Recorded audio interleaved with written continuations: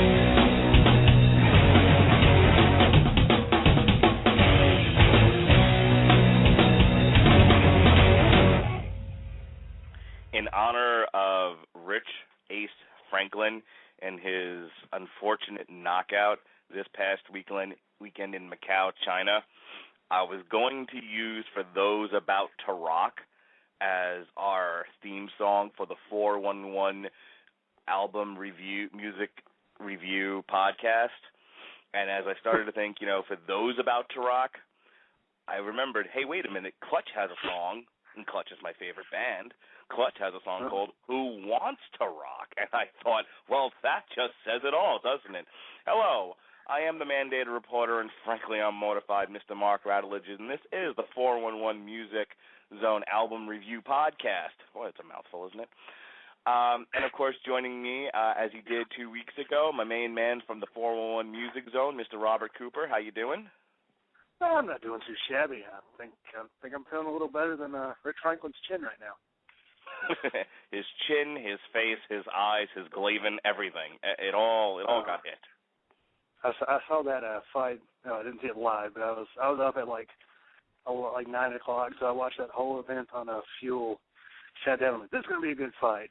And Franklin got knocked out in like 2 minutes. I'm like, that kind of pisses me off. So I really like Rich Franklin.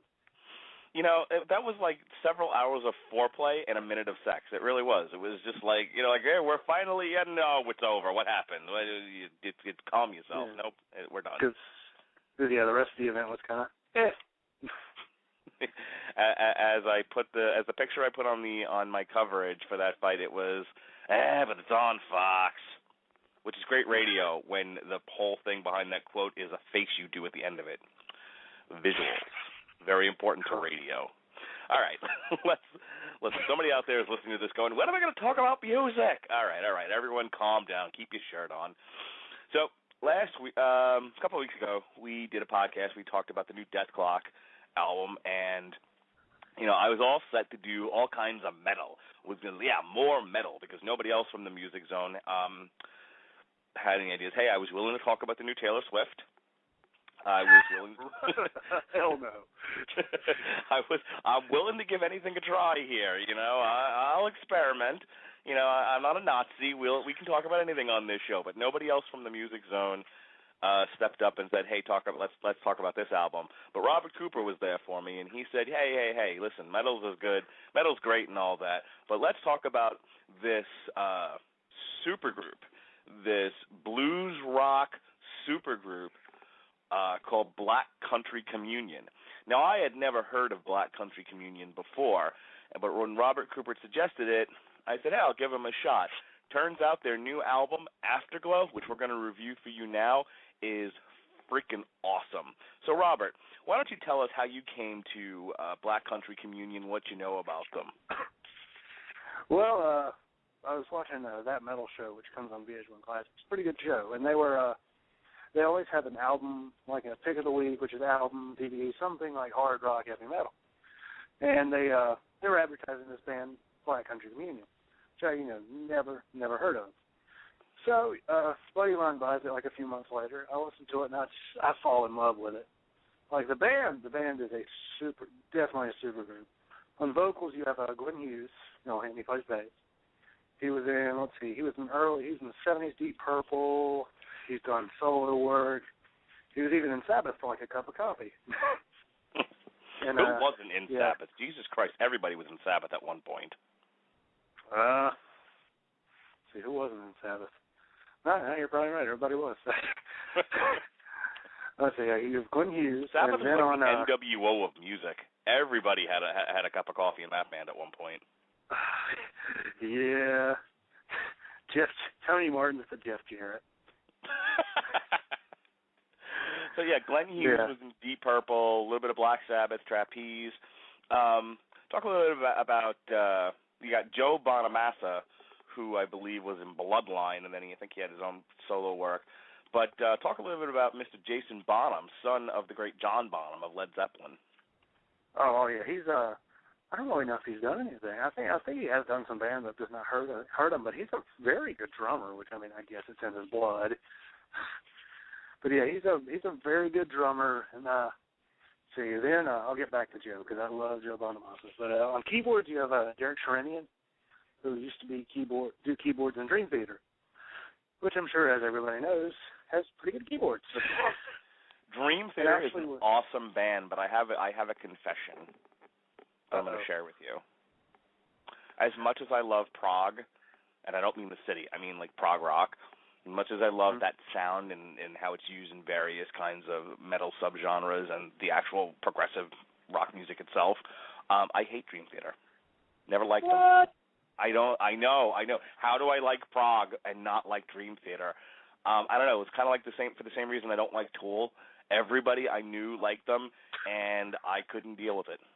I just ran away from it. That's what happened to me with Dragon Force. I had a friend that latched on to Dragon Force and did not stop talking about them for a year straight. And I was like, can't do it. It was like Dream Theater was never heavy enough for me, which is weird because I love Dragon Force. Yeah, Dream Theater just, it was a sliver. We're talking a hair. It was a hair too light for me, a hair too, and I was like, I need something a little more edgier. Yeah, I can tell you. But speaking of prog, I just finally listened to the new Rush album last night, and it's one of the best of the year, if not the best. You know who's a big Rush fan? Larry Zonka. He told me about that this past Sunday. Yeah, we were talking about in the middle of an MMA podcast. We were talking about music. You see a theme with me, and he was talking about how he's a huge Rush fan. It mattered in some part of the conversation, but yeah, that's what we were talking about. Anyway, so let's get back to the guys in this band. Oh, okay. Well, we'll talk about the album later. But then finally we have guitarist extraordinaire Joe Bonamassa. I had never heard of him before, but the songs where he did the lead vocals, honestly, were my favorites. Like, I really like that, the kind of bluesy edge he has to his sound. I absolutely love it. And on the album, the one we'll be reviewing today, the song him and Glenn do a duet on is my favorite. But he is like I'm not really much into blues, but he's like one of those good people that no matter what I've listened to by him, it's been good. I've never heard a bad song by him. And the guy comes out with an album a year. Which one of the guys doing vocals in this is it Hughes or Bonamassa who sounds like Chris Cornell? When he hits that high-pitched screech, which one is the one that sounds like Chris Cornell? Well, let's see. Let's see. I know Hughes does the vocals for almost the entire album. Now, Cry Freedom is the only one that's got Bonamassa. Okay, so I'm thinking it's Glenn Hughes then. Yeah, one of the things I really liked about this album was that it reminded me a lot in the vocals of Soundgarden. Reminded me a lot of how Chris Cornell hits those pitches when he goes high. And it's not all the way like that. This isn't a Soundgarden sound-alike album, but I just felt like there was a lot of similarities there, and I'm a huge Chris Cornell fan. So that was one of the first things that I tuned into with this album. Yeah, I can see some Soundgarden similarity. Like, I think this album, honestly, I think you should definitely go listen to the first two albums. That's a must. But this album really felt like a love letter to the 70s. Very much so. You know, I said at the onset of this, and I'll say it every time it comes up, I'm a huge Clutch fan, and one of the reasons I'm a huge Clutch fan is they are their albums are love letters to the blues. There's a lot of blues in their music, a lot of blues, a lot of funk, even some gospel, especially one of the 2 or 3 albums ago. But that was one of the elements that I picked up in this was very much it harkens back to the bands of the 70s that made the blues a structurally important part of their music. They weren't just playing hard rock, you know, for the sake of playing hard rock, you know, or pop rock. There was an absolute there was a blues skeleton that kind of held the whole thing up, and that was one of the things that I really liked about this. Yeah, it does definitely have that blues feeling, which I think, well, you know, the whole band definitely carries it, but I think Joe Bonamassa's guitars definitely are the main reason why you get that. You get that feeling, because I'm trying to think, Glenn Hughes had a solo band, and I know Dave Navarro did the guitars in it, and it sounded like totally different than this. So yeah. I think Joe Bonamassa is one of the main reasons. Like I bought two of his studio albums, one of his live albums. He's prolific. Like actually, like he's coming live, like to North Carolina. But my problem is like the tickets are out the wazoo. But yeah, he sounds even better live, which is nuts. If you've like most of the time, most bands just sound better in the studio because you can control that type of thing. No, he's astounding live.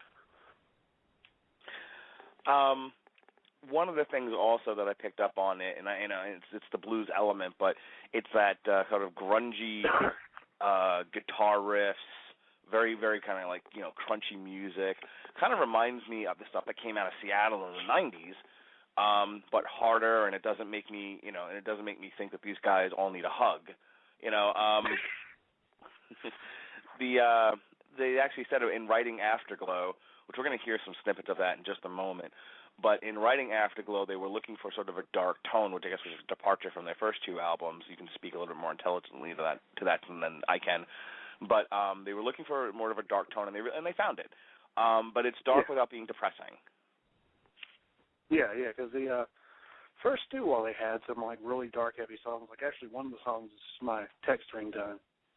But the first album was kind of a really great introduction. It had some of the harder songs, some of the softer songs, a few kind of progressive songs. And then the second album had a little more of the softer vibe to it. And I feel like this album, it's got some of those kind of softer songs, but it's definitely got like more of a bit of a crunch to it. And all right, so let's hear some of the... Go ahead. You want to finish your statement? I was just about to say, when I was talking about live with Bonamassa, there's actually been like a pretty big little brouhaha going on in between Glenn Hughes and Joe Bonamassa over live touring in the band. Because, as I said, Joe Bonamassa puts out an album a year. And fall and spring he's touring like nonstop. And Glenn Hughes wants to do Black Country Comedian tours. And Joe was like, well, when we signed up for this 3 years ago, I told you guys I have a solo act, and that's pretty important to me. And then he said Glenn Hughes tried to bully him into doing live stuff, and he said he wasn't going to have it. It's a little bit of he said, but yeah, it does kind of make for an interesting time. Because let me ask you a question. Let me ask you a question about this. Would you say, now, I know a lot of, especially when I was younger, a lot of musicians, and they were, and people who played their own music, and they always were looking for a musician's band, a band that when they listened to them, it stood apart from, your average rock band. Would you say that Black Country Comedian fits into that category? This is a band that musicians listen to. Yeah, because, there's a lot of bands, I had a friend of mine's band who, I was like, oh, this band sounds pretty good, and then I noticed that only one person is, really as skilled, which is the guitarist and singer. He was amazing. But this band right here, it has, everybody, everybody contributes something, and it's just a real full sound, and you can listen to it multiple times and pick out different parts every time. All right, so let's go ahead and listen to a little bit of track 1. This is called Big Train. Feel like I'm moving in slow motion as my car begins to spill.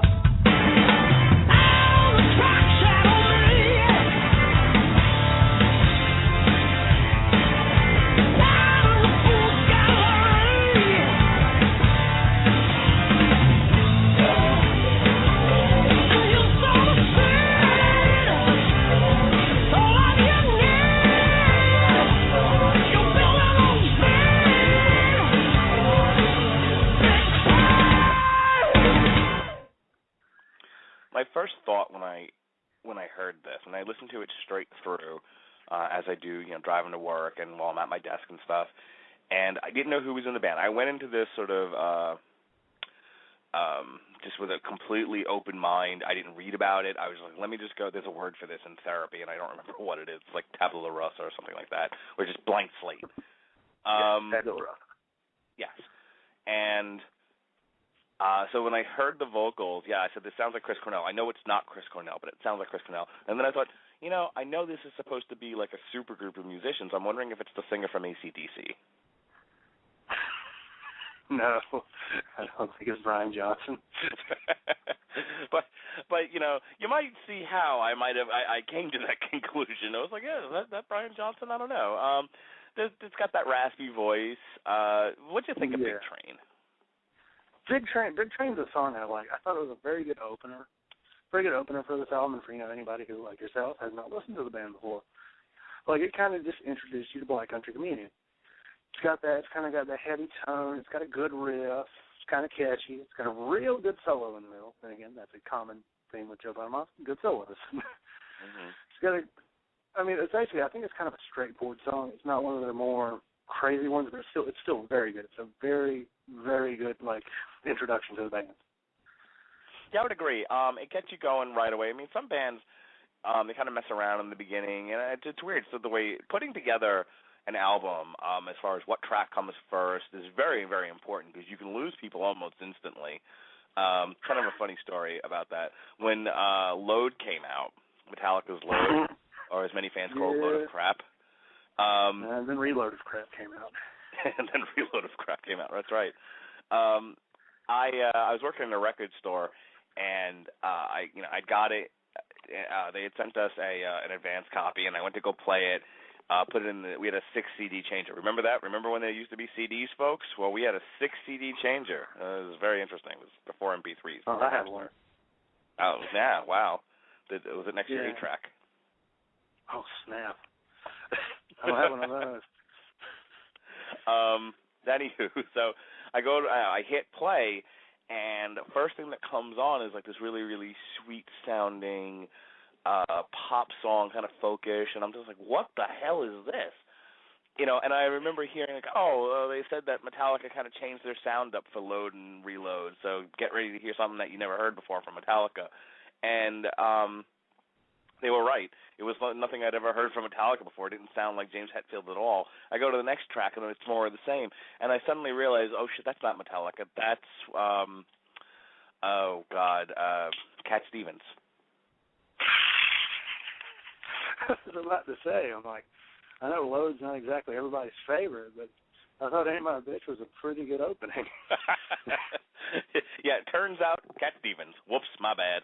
But the point of me telling that ridiculous story was you can really lose people if you don't come at them with a song that really gets their attention. And so it's very important to figure out the order that things are going to go in. I always liked albums like Nirvana's Nevermind or Nine Inch Nails, the one with March of the Pigs on it. In both cases, they told stories. There was an order to the songs that made sense, and so I like what Black Country Communion did here with Big Train, which is just come right at you with here's what we're doing. It's not too complicated, not too weird, just a straight up rock song, very pop, very peppy, very gritty with the guitars, and just get right to it. I like it.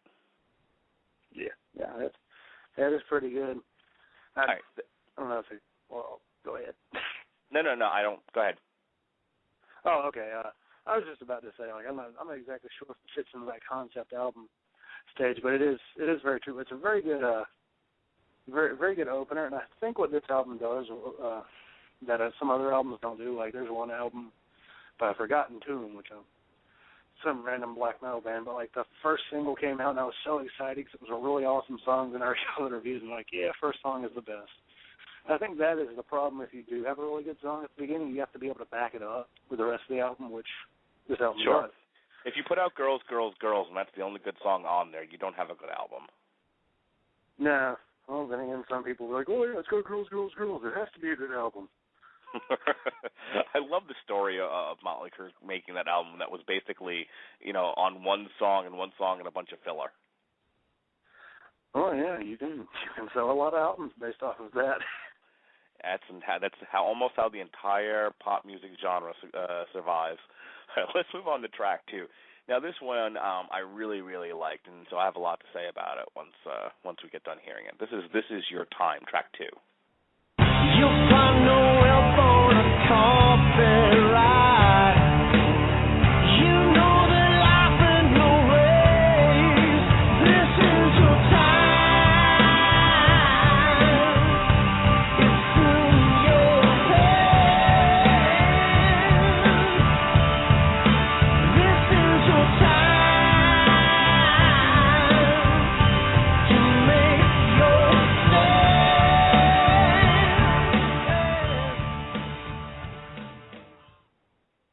I love the beat of this song. The beat of this song comes across like walkout music, and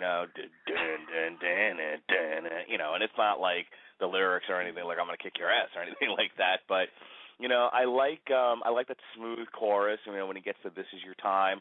But I like how it's also backed up with that kind of slow beat. It's a slow, heavy beat though. Really, really good song. Good way to continue the album, I thought. Yeah, like that's the thing I noticed. Like when we play this, because over the phone I can't really hear the track. I'm just listening. I'm just clicking through like 30-second spots on Spotify, and I love how the song's just kind of it is kind of like walkout music. It's got like a certain groove to it. Like you kind of like want to strut when you listen to it. It's got like a little strut to it, and like another thing I really do love is it really shows how soulful Glenn Hughes' vocals are. Like he's got a whole lot of soul to him. Which when you look at him, you can probably guess because guy kind of looks like an old lesbian.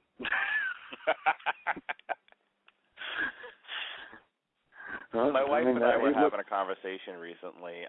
She asked me why I hate the Counting Crows with a passion and the Spin Doctors. I'm not going to get into how we got to that point, but that was kind of the main event of this conversation. It's like, how do you hate? How do you have this love for classic rock and blues and and all this kind of crunchy music but you hate the Counting Crows and you hate the Spin Doctors? And without getting into the whole backstory to why I hate those bands, which has a lot to do with why I was not a fan of Dream Theater, they also just suck. It was just too poppy for me. It was it was just playing to too much of a middle of the road audience. And I was telling my wife, I said, look, I can spot the difference between, guys who are trying too hard to appeal to too many people and guys who just make music that happens to be appealing to a lot of people. And, a band that, to me, that falls into that latter category, which I'm bringing them up because in a lot of ways they remind me of Black Country Communion, is the Black Crowes. The Black Crowes just made music, and it was good music, and it had a lot of different elements to it. That I really, really liked, and it just, to me, it felt more authentic. I guess that's the word I'm looking for. There was an authenticity to a band like the Black Crowes that no matter what the Spin Doctors or the Counting Crows did, they could never produce that authenticity, and that's what I think about when I think of Black Country Communion. Yeah, the whole authenticity thing, I think that's what bothers me about a lot of metalcore and hair metal. Like, hair metal drives me up the wall. Like, there's some of the, Motley Crue, I saw, a Motley Crue video on VH1 Classic. I'm like, man, this band kills. These guys look like losers. And then it's Motley Crue. I'm like, okay, well, that makes sense. But there's some of them, Poison. I can't stand Poison because they're, all the look with none of the, I don't want to say none of the talent, but less of the talent. Oh, Bret Michaels tries. Oh, yeah. Well, they didn't get in my column this week. One guy's like, why do you keep picking on Sebastian Bach? And I'm like, I'm sitting there thinking, I don't hate Sebastian Bach. He's just an easy target. He's made quite the career for himself on Broadway. What? Sebastian Bach has made quite the career for himself on Broadway. Oh, yeah. Well, I mean, I've heard his new albums are actually, his solo albums are pretty damn good, but I'm just like, wow. The guy does like to talk, and he says some dumb things sometimes. Why not pick on him? He just have his own podcast. Yeah, that. All right, let's move on to track 3. Unless there's anything else you wanted to say about This Is Your Time. No, I thought it was another really good track and a really good change of pace, actually. Indeed. All right, Midnight Sun, here we go. Track 3.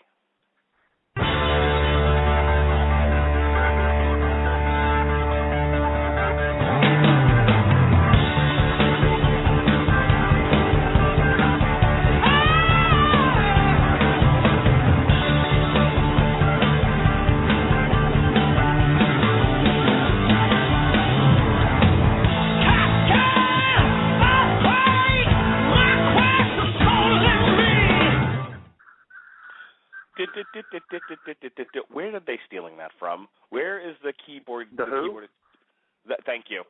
That makes sense. I just sat down and I'm like, this kind of reminds me of The Who. and you're absolutely right. That is, now I can't remember the name of the song, but that is The Who. Yeah, I was just like, that's got a real Who vibe to it, but it doesn't exactly sound all like The Who. You know who you are. I know that because they used that in one of the CSI shows. That's why I recognize it. I mean, I don't really like CSI much, but I don't watch it at all. But my mother-in-law is obsessed with that show. I've always been more for Law and Order. I used to watch Law and Order. I don't so much anymore. It's I'm like, I've kind of seen one Law and Order. You've seen them all, and and quite frankly, I like my Law and Order shows to be a bit more grittier. Bring back Oz. Bring back The Wire. That's more my speed. Oh, see, I need to watch that. I know you were doing a podcast on it. And I was like, I need to watch The Wire. Never got to it. Well, I hope our podcast didn't sour you on it and it made you want to see it more. That was the intent. But yeah, and it's funny because isn't one of the guys in the band, didn't they play in The Who or something like that? I don't think so. No, okay. Nobody played in The Who? No, I don't. I think the only one that could have is Glenn Hughes, because Joe Bonamassa is only in his 30s. I think Jason Bonham's in his 40s. And I think Derek Sherinian's 30s, 40s. I don't know about him, but they'd be way too young. Okay. Especially when they play classic. It's entirely possible I just made that up. Oh, well, there have been worse things that have been made up. So it reminds me. We were talking where's that riff from? That keyboard riff, and then we figured out that that's from The Who. Pretty easy to identify once we both thought about it. But I don't know if you watched the show Treme.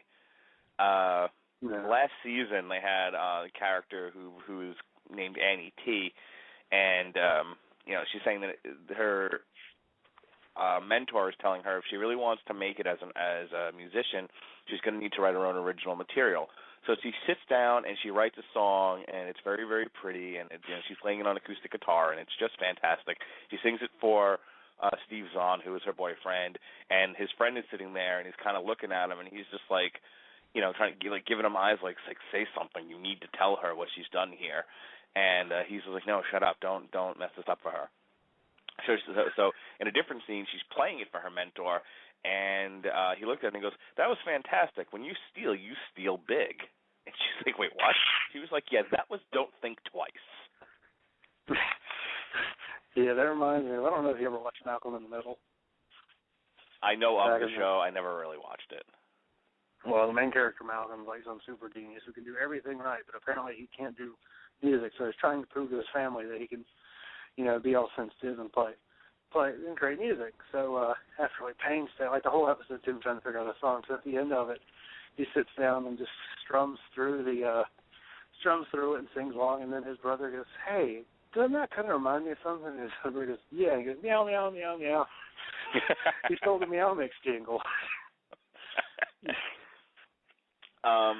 Yeah, Midnight Sun doesn't completely rip off the Who. It's just that little keyboard stuff in the beginning there. But that's a fun song. No real problems with it. You know, it keeps the album moving along nicely at a good pace. Your thoughts? Yeah.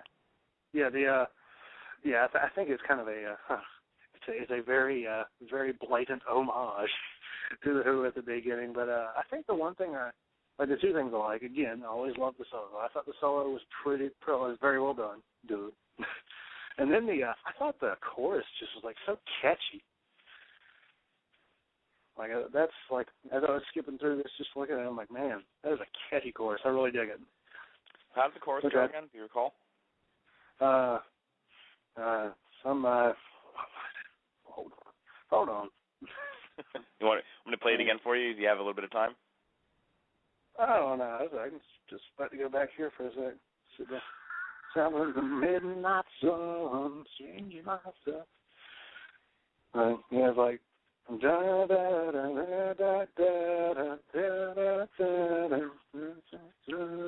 Yeah, it's like that. All right. Yeah, that's how it goes.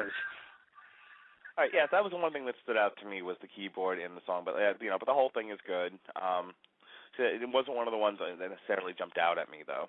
But that's not a criticism so much as it. It was a perfectly serviceable song. All right, so this one I'm going to hit a little bit more of. I actually was able to get the whole thing. Yeah, interesting story about how I got the clips for tonight.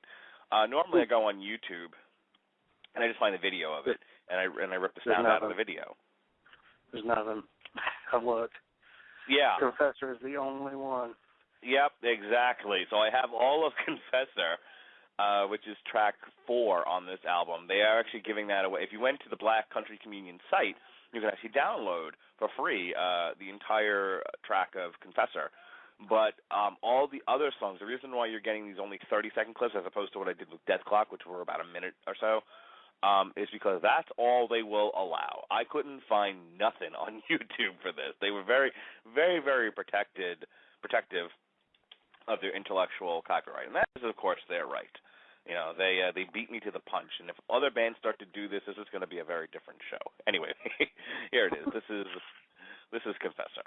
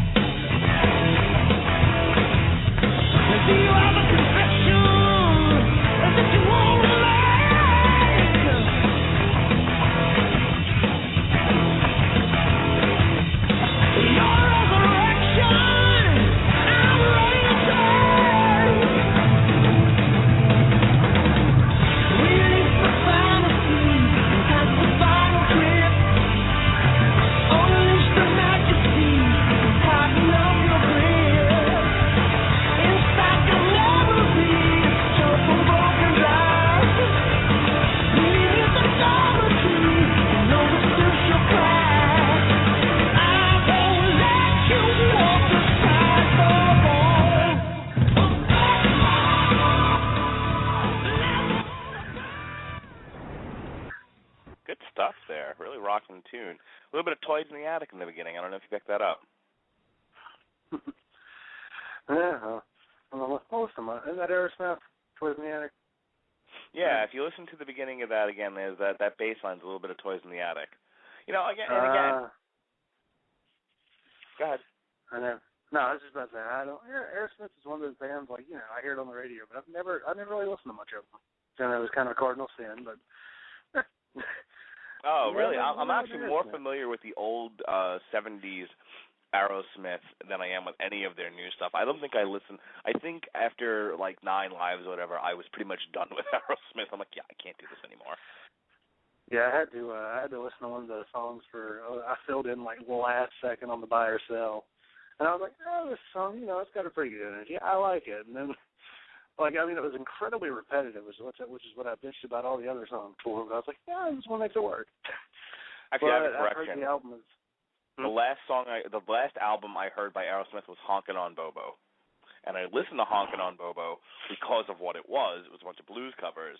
And it was Aerosmith kind of going back to their roots, which was fine. And I loved Honkin' on Bobo, and it's one of the few Aerosmith. If I ever have to just pick an Aerosmith album to hang on to, it'll be that one. But yeah, I much more familiar with Aerosmith's older stuff than I am with any of their new crap that they put out. Yeah. Yeah, that's about what I expect. Aerosmith, I'm sure their new stuff's okay, but yeah, you can't beat the '70s for most bands. No, and it's funny because when you look at the culture and the look of the '70s and everything else, there's certainly a lot of things you can make fun of. There's certainly a lot of negative comments one can make about the whole culture of the '70s. I can't remember the name of the movie, but it's Denzel Washington, I believe, and Russell Crowe, and well, it's like a gangster or something like that. And it's the one where Russell Crowe is the cop and Denzel Washington is the drug lord. And it starts in the '70s, and you get what a look at the world at the time, especially in New York City. It looked like it looked like a post-apocalyptic future, only it was the '70s. It was Escape from New York, that kind of a thing. But it produced such great music. Back then, you had a lot of these rock bands, very similar to Aerosmith in the sense of they were directly taking from the blues. Now, we all know rock and roll is the love child of the blues. That's, Elvis sort of took the blues and sort of ran with it. And that's how we got rock and roll. But and it sort of going in certain directions. But in the '70s, some bands went into sort of the Journey, Foreigner direction. Some of these other bands like let's take a more roots-oriented approach and produce some amazing music. And I'm glad that here in 2012 we've got bands that are still doing that still remember where the music came from. Oh yeah, like Zeppelin. I think Zeppelin. I don't know if they're one of those bands. You ever had one of those bands? You're like, are they metal? Kind of. They're a little more bluesy than, let's say. Okay, well they're a little more bluesy than, let's say, Sabbath, who I think they were. I think they started out doing blues because they were the polka dot blues band. Right. But they took more from that kind of darker section of the blues. But yeah, you definitely see blues splitting off into different directions. Rock music in the '70s. Yeah, absolutely. And no, the Black Sabbath will forever be the first heavy metal band ever in existence, and Led Zeppelin will never, in my opinion, be heavy metal. Hard rock, whatever. How people miss the good Led Zeppelin and like When the Levee Breaks or the Traveling Blues Band, whatever the name of the song is called. That was the good stuff. It's the stuff that you never hear anybody. People play Black Dog. That's what they play for Led Zeppelin, Kashmir, that sort of thing. But they're missing the good Zeppelin. But as we keep saying in this podcast, this Black Country Communion is one of those bands that really harkens back to that. I guess that's why we're picking up on all of these different sort of tributes that they do through the songs. Whether it be Aerosmith or the Who or whatever. It's kind of a best of, kind of repackaged in a new sleek form. Wow, that was very record producer of me. Yeah, it kind of was. Oh, we have a new sleek edition of this album. Yeah, that was buy it for full price.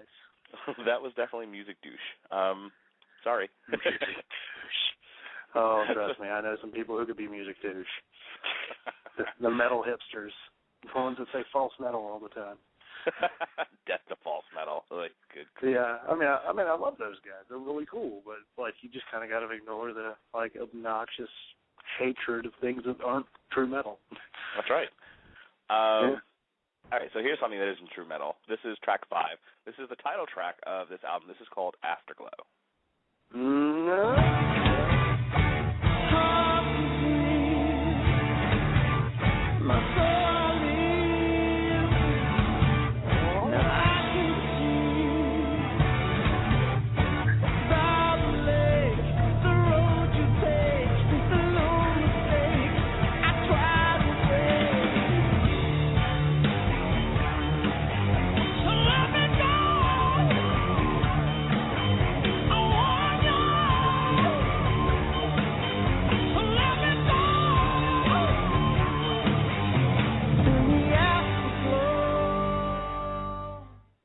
See, that's where I was picking up the Chris Cornell stuff from.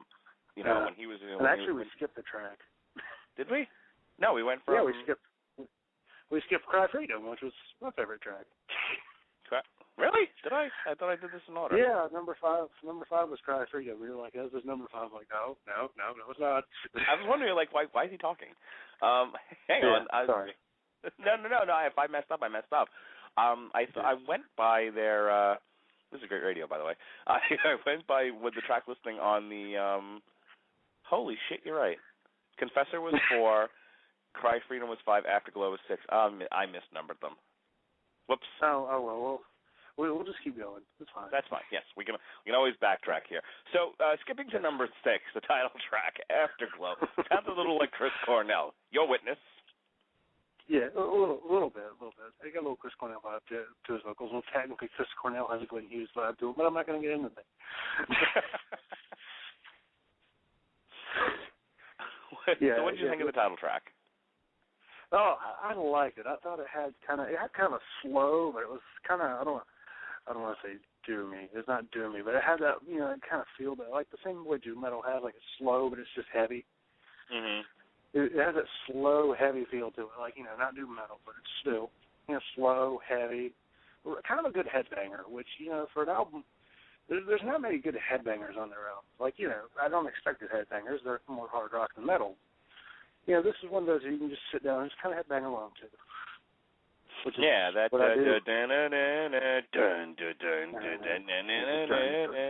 Yeah, it's another one where you can picture somebody walking out to it. And I tell you, they really do balance the sort of the heavy riffs with the light vocals. It's almost like I would almost go as far as to say some of the choruses in these songs are very pretty. There's very much a contrast between the chorus, the vocals in the chorus, and and the beats of the song. Yeah, I think that's really good. I think that's a testament to how good of a singer Glenn Hughes is. The fact that like the rest of the song is just kind of dirty and heavy, and there's like a certain beauty that they have in the chorus. It's really nice. Now, I understand this is a band that has to compete with the likes of Nicki Minaj and Kesha, but do you think, given the fact that he isn't growling, this isn't Cookie Monster, and we aren't doing double bass drums here, how accessible do you think this would be to a mainstream audience? Actually, I think this would be pretty good if you choose the right song. I think they could. I don't want to say they could like rule the world, but I think a lot of people just say, this is pretty good stuff. Like my dad really doesn't like anything I listen to. He loves like stoner rock and Pink Floyd and stuff like that. Like he listens to some of it because it's okay. If I can get him to say something's okay, then it must be pretty good. Now, my father is a fan of show tunes, Barbra Streisand, and folk music, and he thinks Judas Priest is yelling at him, or at least that's the kind of Judas Priest type music is music where people are yelling at him. So I don't know if I can get him to listen to this. Well, you should just sit him down and listen. Let him listen to like the first half of Beyond the Realms of Death. That'll change his opinions. All right, so yes, I messed up before. This was the actual track 5. This is Cry Freedom. Can you hear me coming?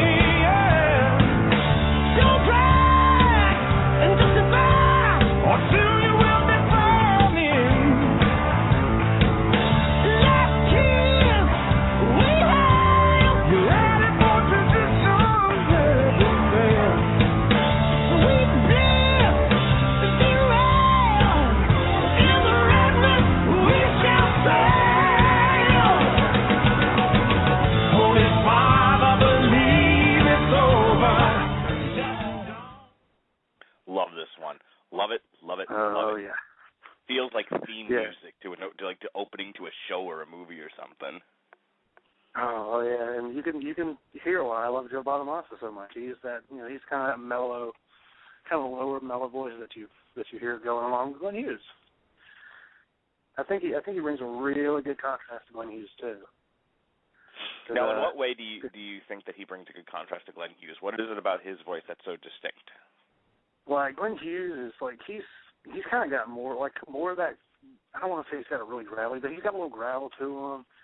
He's more of a higher register, and Joe Bonamassa's kind of that smooth, like old bluesy sound to him. It's like he's kind of warm, and Glenn Hughes has got some power to him. I think together they make for a really nice combo. Which on the first two albums, they actually did more. They did like I think one or two more. They did more songs together on those than on this album. But I mean, for this song, I think this is the best of the album. It's up there. It's definitely up there. A lot of power to it. So it's got that slow kind of build, and then they get to the chorus, cry freedom, and it's just, it's a real rockin' tune. It's one of the, as I'm sitting here and I'm listening to all these again, and like I said, I've heard this nonstop for the last couple of days. This is one of the ones where I'll still bob my head to it as I'm listening to it, preparing for the next segment of this show. It's a fun song. Yeah, I love the way the chorus goes. It's like, holy Father, cry freedom. It's like, I love that. I don't want to say it has a gospel feel to it, but it kind of has a gospel feel to it. I had a friend of mine who was talking about Blind Guardian when he said this. I love Blind Guardian. Who doesn't? Only communists don't like Blind Guardian. But he was saying like he had Blind Guardian going in the office. He worked for a record label, so this was okay. Blind Guardian was one of the bands I distributed as a Carolina, as I recall. But he had Blind Guardian going in the office. He was just like, Blind Guardian's one of those bands where it makes me want to jump on my horse and go, yeah, to the fax machine, that sort of thing. And excuse me. But Cry Freedom is very much the same thing. It's like you hear it and you wanna, and you just want to go and put a vest on and walk in the street with your hand held high, like, come on, cry freedom.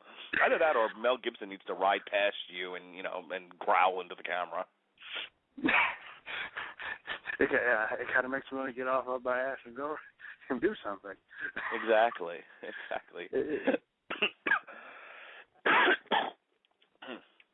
Pardon me, folks. Yeah, I think. In real radio, you don't cough into the microphone, but, what are you going to do? What you do is you play the next song. This is track 7. Swear to God, track 7. No fooling. Track 7. Yep, no, track 7. It really is. Really is. This is Dandelion.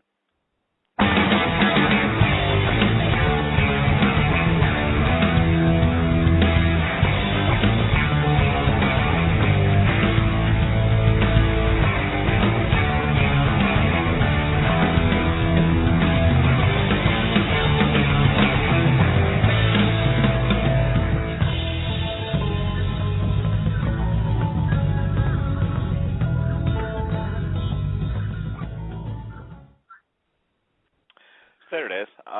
Pretty cool song there. Didn't really stand out to me. It's not one that I particularly remembered, even just listening to it again now.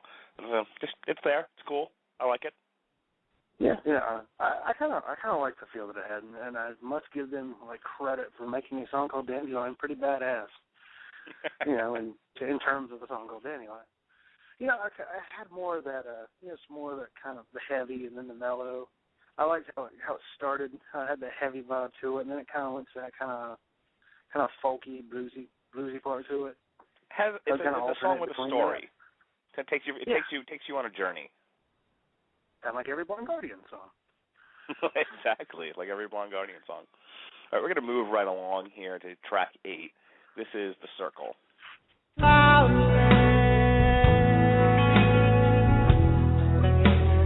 Nothing but sky over me.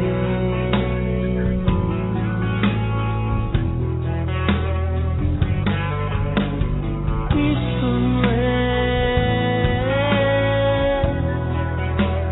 How in the world could it be?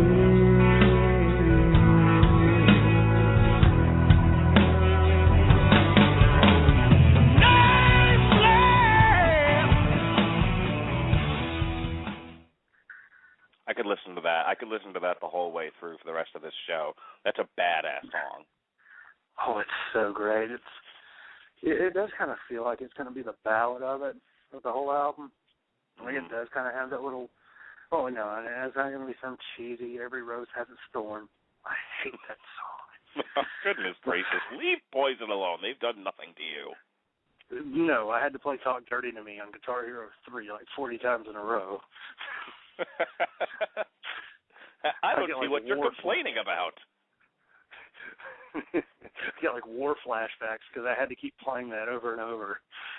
You know what I like to play on Guitar Hero 3? Bulls on Parade. Yeah, that is a very fun song. I'm trying to think, what is my favorite song to play on there? Ooh, Cult of Personality. That's a good one, too. You know, my band in high school tried desperately to get play Cult of Personality correctly. We could not get that change from the intro into the first part of that song. There's a weird change up there, which I'm sorry, not a musician, so I don't know how to describe it. But if you ever listen to, go back and listen to CM Punk's entrance music. There's this weird change once they start getting into Look in My Eyes, What Do You See, the Cult of Personality. We couldn't get it. We could not get that change up. The da-na-na-na-na-na-na-na, with that part. Yeah, just the way it starts to when they start getting into the lyrical part of the song. We could never get that right. We ended up abandoning it. Yeah, oh well, still a great song.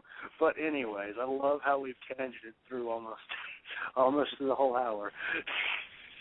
But no, I felt like this song had a good build up to it.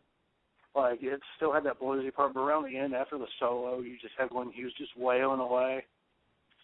Beautifully, I might add. I love the man's voice.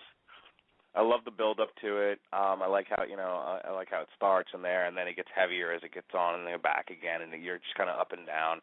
Good stuff there. Track 9. This is called, now as opposed to Rush's Working Man, this is called Common Man, and this does not feature Dusty Rhodes.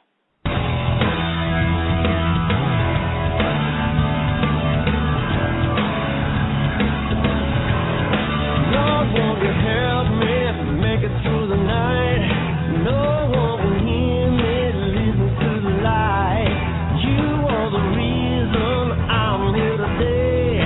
Love is the answer, take me far away. Oh my Lord, I'm a better man.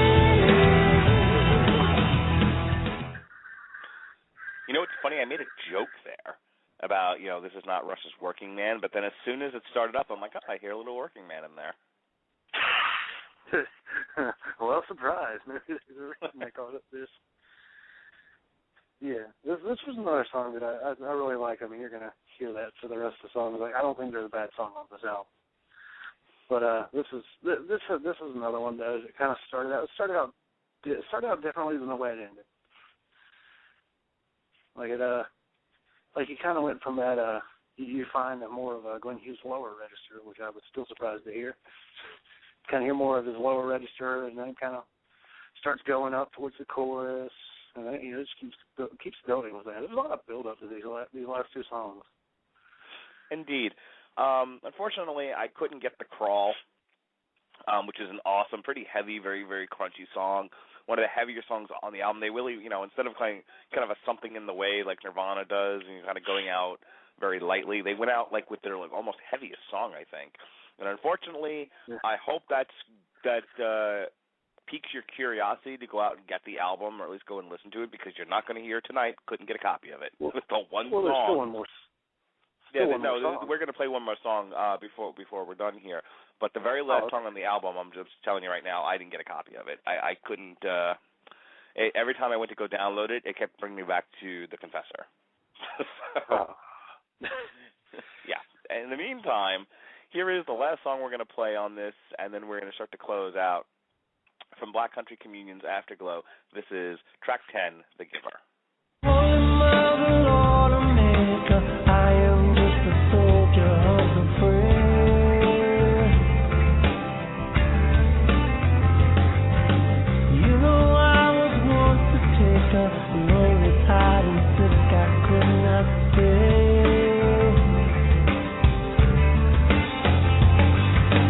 Capture with the evidence.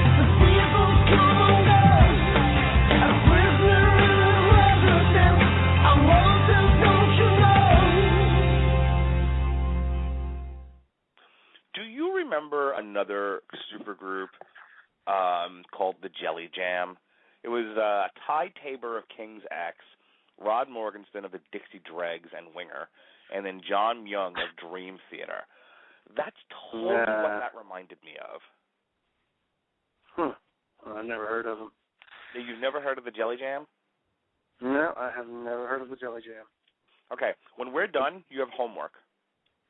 Go on Spotify or Napster or Rhapsody or YouTube and go get yourself some of the Jelly Jam, and then come back and talk to me. No, it's awesome. The Jelly Jam. If you hear that and you hear what the Jelly Jam came up with, a lot of similarities there. Very, very cool stuff. Yeah. I thought for like a good half a song, it was kind of soft. Then it got kind of loud. And then like the last 30 seconds were just really just almost kind of quiet and mellow. And just kind of lulled you to sleep. And then, you got the final song, Crawl, which was kind of the heaviest song. I like how they did that.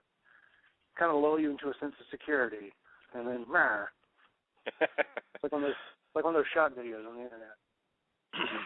The Black Country Communion put out a very solid effort here. I would absolutely give this a B+, A-. Maybe higher if this was more my speed. Definitely an album I could listen to over and over again. This is an album I could probably get my father-in-law, who's a big fan of, Steely Dan or Allman Brothers.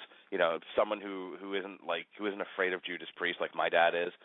I could get him to listen to this, and I actually think he'd really like it. It's a solid rock album. It's definitely one of those albums where I feel like I could get people who are not music fans but like to hear good sound. That's the only way I can describe. Those people. They just put the radio on, and if it's got a beat they can dance to, they're into it. I feel like most people who I would introduce this to them would be really into it, to at least appreciate that it's got a good sound. What's your overall opinion of it, and what grade would you give it? Let's see. Grade. What did I give this? I think I gave this 87 out of 100, which I know most people are like, 100-point scales are stupid. 87 is like that upper echelon on my grading scale. I have so far, was it 45 albums graded? Like the new Rush, top of the class. So this was a very solid, probably if you were going to give it, winner score, it would be a very solid B+. There were some parts of the songs that while I did like them, I thought they could have done more with it. Like they could have went a more progressive route. Like there's one song in the first album, Too Late for the Sun. It's like 12 minutes long, and it's just it's got a really cool jam in the middle of it and everything.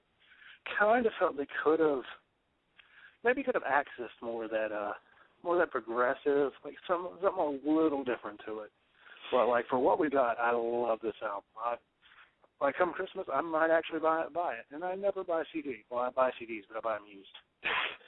Let me ask you, Robert. This whole podcast.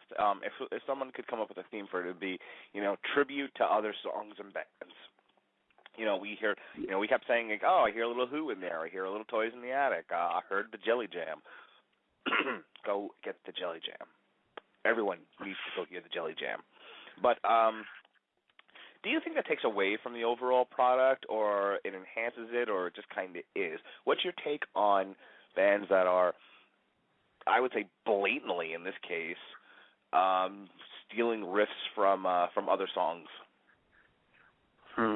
Well, with some bands like this one, they kind of are taking some of it, but they're taking that little sliver and they're making it their own, which I think is pretty impressive.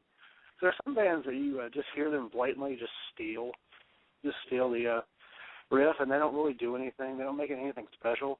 I feel this band, like, they do take bits and pieces from other bands, but they make it special. They don't do it to steal from it. They do it in kind of homage. Like a bit of an homage to the original artist, and just kind of build another song around it. I would agree. I mean, look, there's only so many. That's why I wanted to get your take on this. But my personal opinion is, look, there's only so many ways you can pluck a guitar. So many ways you can play a piano. And we did them all. Yeah, I mean, after a while, you're going to start to hear the same stuff. And it's what you do with the same stuff that matters. You know, if you've got all the ingredients there, all the ingredients you've had before, you've got your bread, your ham, your pickles, your mustard. What are you going to do with those things? You know, it's one of the things I always like about the cooking shows when they say we want you to, you know, reinvent a staple food. You know, so you've got you know, them doing weird shit with, like, you know, Caesar salad, you know, things like that. Deconstruct. You know, deconstruct a cheeseburger. That's right, a deconstructed cheeseburger, things of that nature. And I like that in music, and that's one of the. And I think it enhanced this product in that sense. Is that you know, every once in, like when I would hear something that was familiar, I wouldn't go, oh my God, they cheated, they ripped them off. It was like, oh, that's pretty cool that they used that, and that's what they did with it. You know, and it wasn't like they stole entire songs and just changed the words. You know, every rose has its bummer. It wasn't an Ice Ice Baby. No, which is different than doom doom. Oh God, worst interview ever. All right, him getting on his bicycle and backpedaling like his name was Talib Starnes. Yeah, he needs to not be in music anymore, which is good because I don't think he is. Speaking of music, that brings us to the end of this album review podcast. We hope you've enjoyed it, and you'll go out and check out the album if you haven't heard it yet in its entirety. Let's go ahead and do some plugs. First, let me tell you that Saturday night is UFC 154, the return after an 18-month layoff because he done broke his leg. His ACL tore it completely off, threw it in the gutter. That's what happens. Running from Nick Diaz. That's what DSP did. No, I'm just kidding. Sam Arcadi, don't beat me up. Yeah, that's what Conda did, and he won. Oh, man, let's not get into that. I did an entire show on that. I think he won, but he did back up, so it was smart. It was boxing. That's what he did. DSP makes his triumphant return to Montreal to take on the natural-born Strikeforce champion, Carlos Condit. That's what's going to happen there. Natural-born Strikeforce champion. What's a That's right. Strikeforce? He is not the interim UFC welterweight champion. I refuse to acknowledge him as such. He is the linear Strikeforce welterweight champion. Tell Nate Marquardt he needs to sit down. Those interim titles are stupid if they're not going to do anything with them. Yeah, you should have heard my rant on Henan Barao this past Sunday. So anyway, Saturday night I will be covering UFC 154, George St. Pierre versus Carlos Condit for the 411 MMA zone, and then the following Sunday you can hear us talk about it on the 411 Ground and Pound radio show, 11 a.m. every Sunday on blogtalkradio.com. So again, Saturday night, come check out my coverage. Because if you think I'm funny now, you should see the stuff I'm writing. UFC 154, George St. Pierre versus Carlos Condit, and then the Sunday morning MMA show, the 411 Ground and Pound show, 11 a.m. Sunday morning. I think that's all I've got going. I don't participate in the round table. I think we're working on a top 10 and some round table about the Strikeforce and all that stuff. So just be on the lookout for that. Robert, what do you got going on? Well, let's see. Just like a few weeks ago, Hammer Doom News Report. Every late Sunday, early Monday, it'll be out. Cover everything in metal, or most things in hard rock. Cover album releases, free music, music from around the world. Almost done with South America. I think all I have is Venezuela. And then I have Sorry, go ahead. Oh, I was just going to finish my plugging. And after that, I've reviewed. Last week I did a Temporal by the kind of the post-metal, I don't know if you want to call it that, atmospheric metal band ISIS. I did that, and I also have a interview with the Greensboro, North Carolina band Irata, as well as the review of their new album. Outstanding. All right, so this is it for the month of November. We're going to be doing these every couple of weeks, like I said. We did the Death Clock one. If you can go back if you haven't heard it yet, that was a fun show. We did that one 2 weeks ago. This is it for this month. In December, we're going to either review Destruction's new album or All That Remains or maybe something else, but right now those are the candidates. So take a look out for that. And then towards the end of the month, we are going to be looking at our top 5 metal albums of the year. So we might actually do a little bit longer of a show. These about an hour, a little over an hour. That one we might go the full 90 minutes. 90 minutes. We've got a lot of songs to play. So our top 5 in metal. And hopefully Sean Garmer will be able to join us, who also writes for the 401 Music Zone. He'll be able to join us for the next couple of podcasts. Looking forward to hearing from him. Yeah, he's a cool guy. All right. So thank you, Robert, for being on. Looking forward to doing another one of these with you in a couple of weeks. For the 411 Music Zone, I am Mark Radulich. This has been the 411 Music Review Podcast. We will see you when we see you. Be well, be safe, and behave.